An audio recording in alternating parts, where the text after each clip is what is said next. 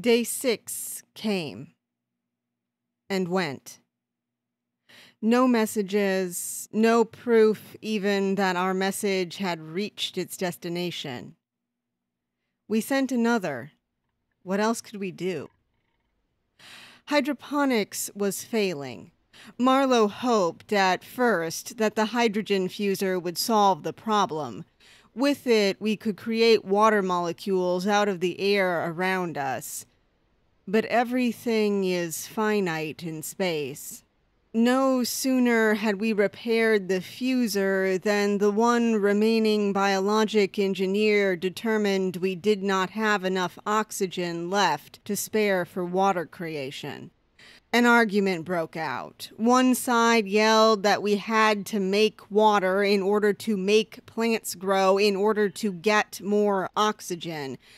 The other side yelled that if we did that, we would suffocate before the plants grew.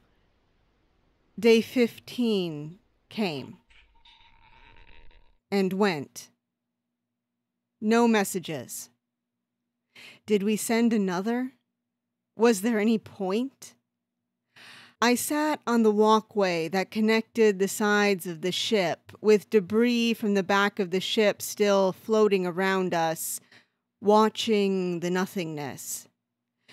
Every star I saw was 1,000 lifetimes away, twinkling and mocking me, my crew, my faith. It was all blackness in the end. The cold, empty, silent ending to 8 years of war. A great civilization died in fire, and then nothing. My entire life ended around me in that blackness. 23 years of hopes and dreams and plans put on hold by 8 years of war, but never actually forgotten. For years, in the back of my mind, there had been this idea that the war would end, and I would return to the path I had been on, join a traveling medical ship as its pediatric expert.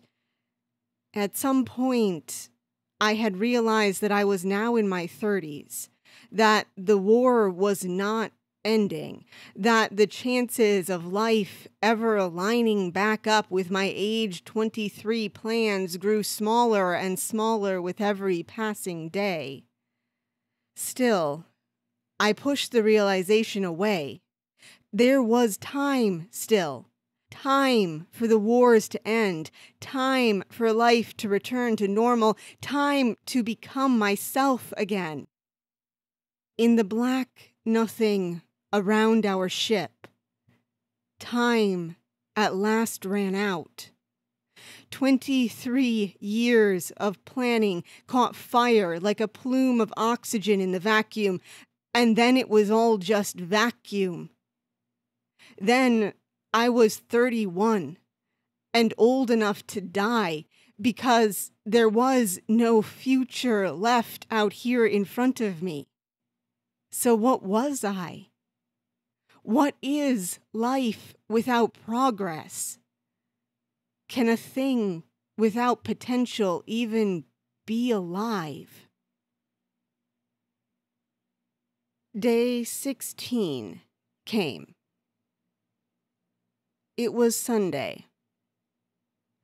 My body got out of bed, got dressed in a clean gray-white medical uniform, downed a cup of coffee, and then just started walking.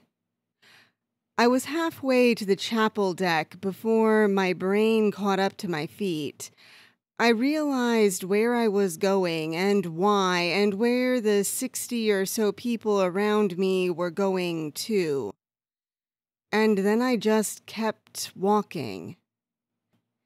We formed the prayer circles around the altar, joined hands, and sang the summons, greeting each other, calling God into our midst.